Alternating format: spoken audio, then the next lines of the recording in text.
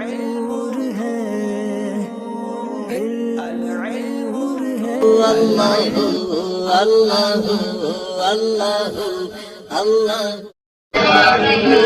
الفعل المضارع فعل مضارع، یہاں سے فعل مضارع کا بیان شروع ہو رہا ہے۔ فعل مضارع کس فعل کو کہا جائے گا اور فعل مضارع میں کتنے زمانے پائے جائیں گے، فعل مضارع کی تعریف کیا ہوگی، ان تمام چیزوں کا ذکر یہاں پر کرنے جا رہے ہیں۔ یوں تو فعل مضارع کا بیان آپ تسہیل المصادر میں بھی پڑھ چکے ہیں اور فارسی قواعد و انشاء میں بھی پڑھ چکے ہیں، اس کے علاوہ اور کتابوں میں بھی ضمناً کہیں اجمالاً اور کہیں تفصیلاً پڑھ چکے ہیں اور آپ سمجھتے بھی ہیں فعل مضارع کو۔ یہاں پر یہ کتاب عربی زبان میں ہے، فعل مضارع کا بیان کر رہے ہیں، تو پہلے کچھ وہ صیغے لائیں گے جو فعل مضارع ہوں گے، یعنی فعل مضارع کے صیغے لائیں گے۔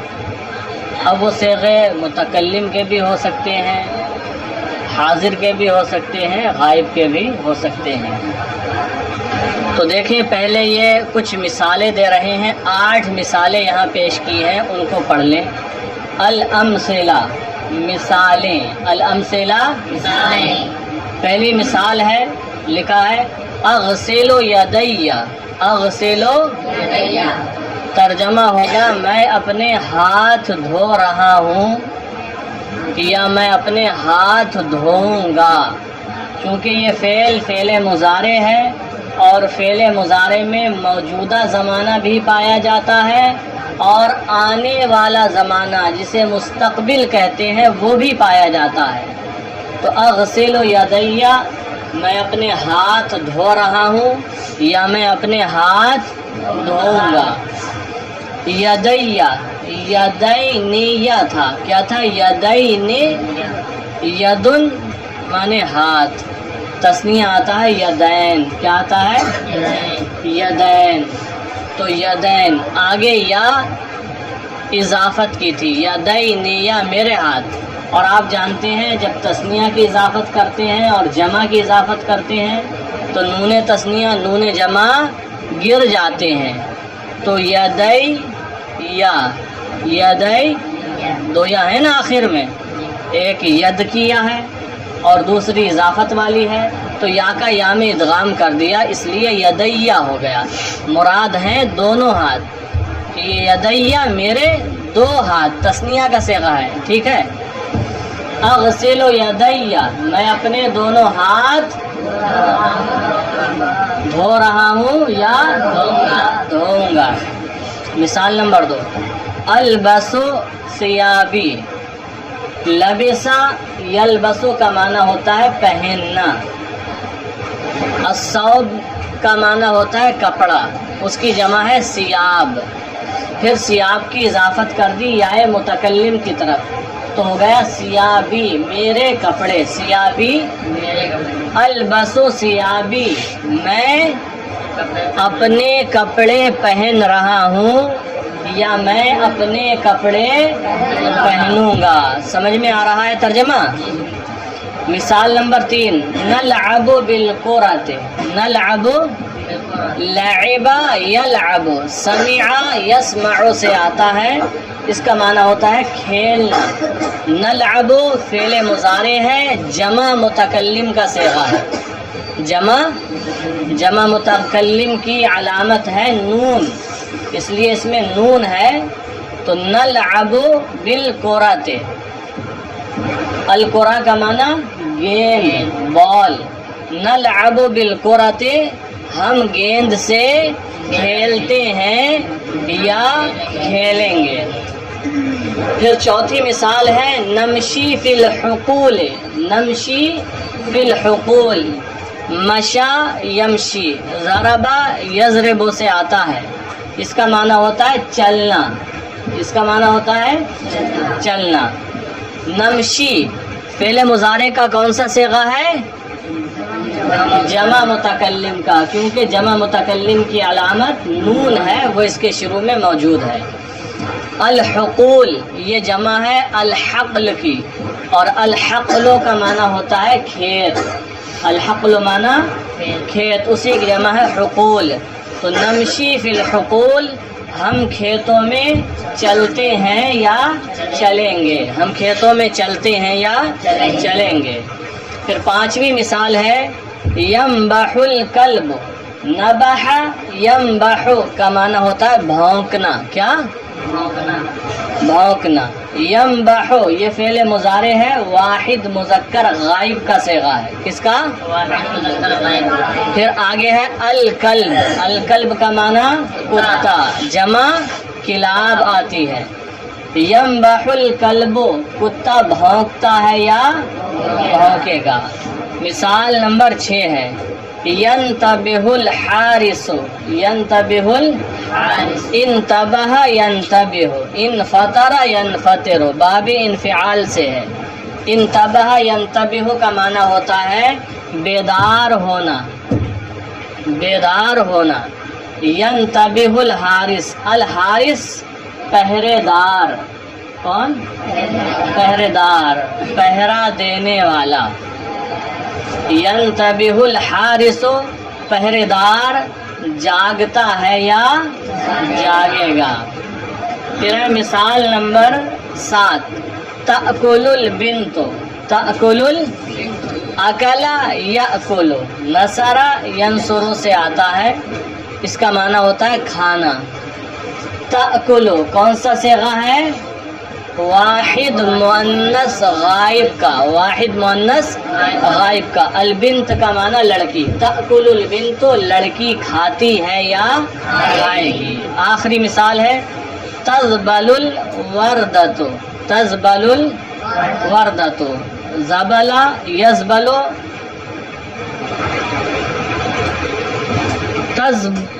آپ کی کتاب میں کیا لکھا ہے؟ تزبلو، زبر لگا ہے وہاں پر؟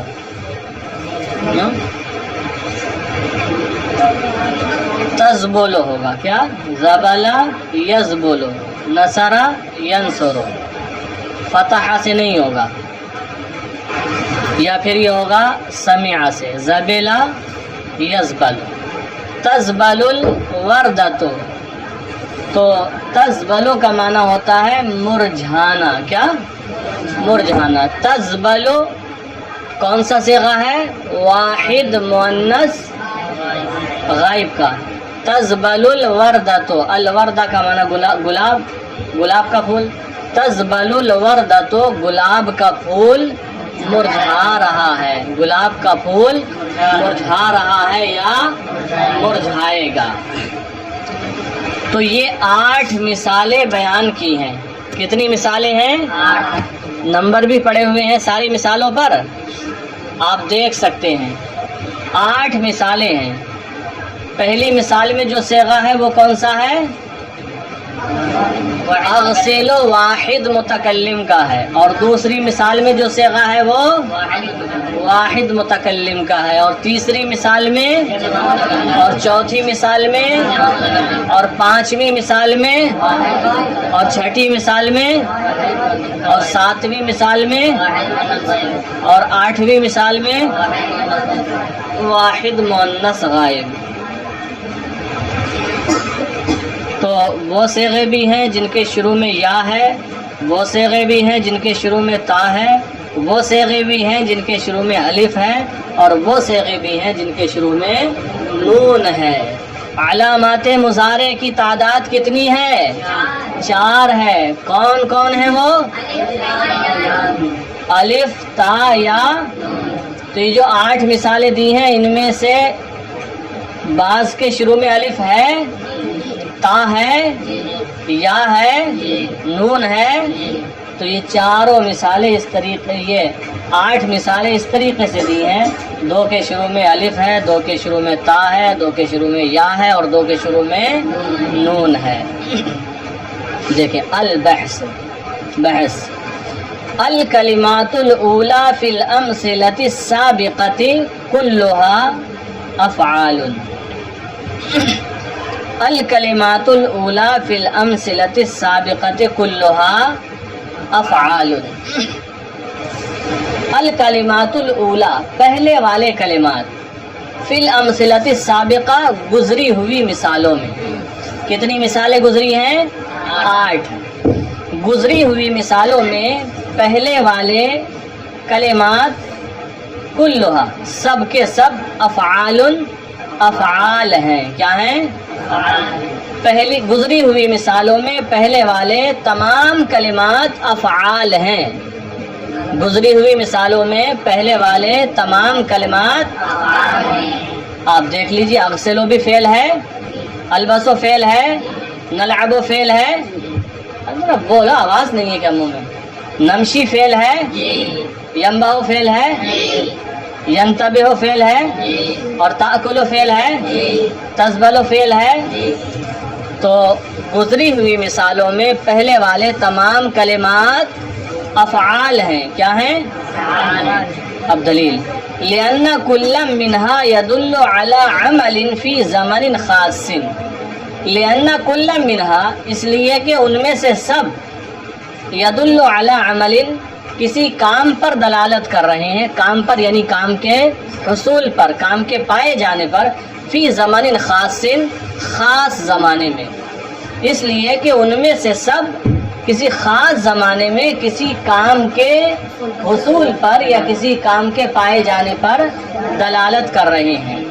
ظاہر سی بات ہے اغسلو بھی دھونے پر دلالت کر رہا ہے، البسو پہننے پر دلالت کر رہا ہے، نلعبو کھیلنے پر دلالت کر رہا ہے، نمشی چلنے پر دلالت کر رہا ہے. یہ عمل ہے سب. اور ینبحو بھونکنے پر دلالت کر رہا ہے، ینتبہو بیدار ہونے پر دلالت کر رہا ہے، تاکلو کھانے پر دلالت کر رہا ہے، تزبلو مرجھانے پر دلالت کر رہا ہے. فی زمن خاص کسی خاص زمانے میں. وہ خاص زمانہ کیا ہوگا؟ یہ فعل مضارع ہے. یا تو وہ زمانہ حال ہوگا، موجودہ زمانہ، یا مستقبل زمانہ ہوگا. چونکہ اس میں دونوں زمانے پائے جاتے ہیں، پھر جیسا مناسب ہوگا ویسا ترجمہ اس کا کر لیا جاتا ہے. لأن كل منها يدل على عمل في زمن خاص. اس لیے کہ ان میں سے سب خاص زمانے میں کسی عمل پر یعنی کسی عمل کے حصول پر دلالت کر رہے ہیں. وَإِذَا تَدَبَّرْتَ هَذَا الزَّمَنَ الْخَاصَّ فِي كُلٍّ مِّنْهَا. وَإِذَا تَدَبَّرْتَ جب آپ تدبر کرو گے. تدبرتا صیغہ تو واحد مذکر حاضر کا ہے، لیکن ہم ترجمہ جمع والا کر رہے ہیں آپ حضرات کو دیکھتے ہوئے کہ آپ کافی تعداد میں حاضر ہیں. ٹھیک ہے، ورنہ صیغہ واحد کا ہے. وَإِذَا تَدَبَّرْتَ اور جب آپ غور کرو هَذَا الزَّمَنَ الْخَاص اس خاص زمانے میں، اس خاص غور کرو آپ کہ یہ ماضی ہے یا حال ہے یا مستقبل ہے، کون سا ہے؟ مضارع ہے یا امر ہے؟ وَإِذَا تَدَبَّرْتَ هَذَا الزَّمَنَ الْخَاص اور جب آپ اس خاص زمانے میں غور کرو. فی کل منہا ان سب کے اندر. فی کل منہا ہا ضمیر لوٹ رہی ہے کلمات کی طرف، یعنی ان تمام کلمات میں. فی کل منہا ان تمام. وَإِذَا تَدَبَّرْتَ هَذَا الزَّمَنَ الْخَاصَّ فِي كُلٍّ مِّنْهَا اور جب آپ ان تمام افعال میں، فی کل منہا کا ترجمہ، اور جب آپ ان تمام افعال میں اس خاص زمانے میں غور کرو گے. وَجَدْتَهُ إِمَّا حَاضِرًا وَإِمَّا مُسْتَقْبِلًا تو آپ اس کو یا تو زمانہ حاضر پاؤ گے یا زمانہ مستقبل. وَجَدْتَهُ إِمَّا حَاضِرًا اس کو یا تو حاضر یعنی حال پاؤ گے، او مستقبلا یا مستقبل پاؤ گے. فالفعل اغسل يدل على حصول الغسل في الزمن الحاضر او المستقبل تو فعل اغسل دلالت کر رہا ہے دھونے کے حصول پر، دھونے کے یا دھونے کے پائے جانے پر. فی الزمن الحاضر زمانہ موجودہ میں، او المستقبل یا زمانہ مستقبل میں. والفعل البس يدل على حصول اللبس في الزمن الحاضر او المستقبل اور فعل البس دلالت کر رہا ہے پہننے کے حصول پر، پہننے کے پائے جانے پر. اور فعل البس دلالت کر رہا ہے پہننے کے حصول پر زمانہ موجودہ میں، زمانہ حاضر میں، حال میں، اوِل مستقبل یا زمانہ مستقبل میں۔ وَيُسَمَّى كُلُّ فِعْلٍ مِّنْ هَذَا النَّوْعِ فِعْلًا مُضَارِعًا، وَيُسَمَّى اور نام رکھا جاتا ہے كُلُّ فِعْلٍ مِّنْ هَذَا النَّوْعِ اس قسم کے ہر فعل کا، اس قسم کے، اس نوع کے ہر فعل کا، اس قسم کے ہر فعل کا فعلا مضارعہ فعل مضارع، اور اس قسم کے ہر فعل کا نام فعل مضارع رکھا جاتا ہے۔ بات یہاں تک سمجھ میں آ گئی؟ تو یہ تو آپ کو سمجھا دیا کہ یہ فعل مضارع کے صیغے ہیں اور یہ کسی کام کے حصول پر بھی دلالت کر رہے ہیں، ساتھ ہی ساتھ جو دلالت ہے وہ کسی خاص زمانے میں ہے۔ زمانہ کون سا ہوتا ہے؟ یا تو حاضر ہوگا یا مستقبل ہوگا۔ یہاں تک بتا دیا۔ اب یہ بتا رہے ہیں جو فعل مضارع ہوتا ہے اس کے لیے علامت مضارع ہوتی ہے جو فعل کے شروع میں آتی ہے، اور وہ کتنے ہیں حروف؟ 4 ہیں، الف، تا یا نون، ان کا تذکرہ یہاں سے شروع ہوتا ہے۔ فرمایا وَإِذَا نَظَرْتَ إِلَى الْحَرْفِ الْأَوَّلِ فِي كُلِّ فِعْلٍ مِّنْ هَذِهِ الْأَفْعَالِ وَأَشْبَاهِهَا، وَإِذَا نَظَرْتَ إِلَى الْحَرْفِ الْأَوَّلِ، اور جب تم دیکھو، اور جب تم دیکھو، إِلَى الْحَرْفِ الْأَوَّلِ پہلے حرف کی طرف، پہلے فِي كُلِّ مِّنْ هَذِهِ الْأَفْعَالِ ان تمام افعال میں، فی کل فعل من هذه الافعال ان افعال میں سے ہر فعل میں، ان افعال میں سے، ان افعال میں سے، من هذه الافعال واشباهها اور ان جیسے افعال میں سے، اور ان جیسے افعال میں سے۔ اب ترجمہ کریں پورے کا ایک ساتھ۔ وَإِذَا نَظَرْتَ إِلَى الْحَرْفِ الْأَوَّلِ فِي كُلِّ فِعْلٍ مِّنْ هَذِهِ الْأَفْعَالِ وَأَشْبَاهِهَا، اور جب آپ ان افعال، پیچھے سے ترجمہ آ رہا ہے من هذه الافعال سے، اور جب آپ ان افعال و اشباہها اور ان جیسے افعال میں سے، اور جب آپ ان افعال اور ان جیسے افعال میں سے ہر فعل میں پہلے حرف کی طرف نظر کرو گے، اور جب آپ ان افعال اور ان جیسے افعال میں سے ہر فعل میں پہلے حرف کی طرف نظر کرو گے، وجدتہ حمزۃ، تو آپ اس حرف کو حمزہ پاؤ گے، او نونن یا نون پاؤ گے، او یاءن یا پاؤ گے، او تاءن یا تا پاؤ گے۔ یہی تو علامت مضارع ہے، حروف مضارع۔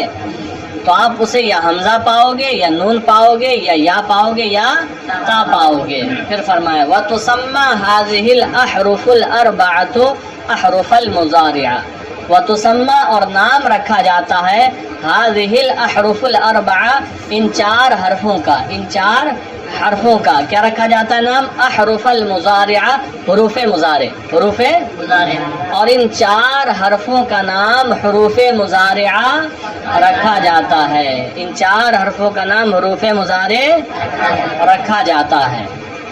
اب فعل مضارع کی تعریف کر رہے ہیں، فعل مضارع کی تعریف کر رہے ہیں، یہ آپ کو یاد کرنا ہوگی، اور ساتھ ساتھ یہ بھی بتا رہے ہیں کہ فعل مضارع کے شروع میں ان 4 حرفوں میں سے کسی ایک کا ہونا ضروری ہے، کسی ایک کا ہونا۔ دیکھیں الفعل المضارع هو كل فعل، فعل مضارع ہر وہ فعل ہے يدل على حصول عمل جو کسی کام کے پائے جانے پر دلالت کرے، فی الزمن الحاضر او المستقبل، زمانہ موجودہ میں یا زمانہ آئندہ میں، جسے مستقبل بھی کہتے ہیں۔ تو فعل مضارع ہر وہ فعل ہے جو کسی کام کے پائے جانے پر دلالت کرے زمانہ حاضر میں یا زمانہ مستقبل میں۔ فعل مضارع ہر وہ فعل ہے جو زمانہ حاضر یا زمانہ مستقبل میں کسی کام کے پائے جانے پر دلالت کرے۔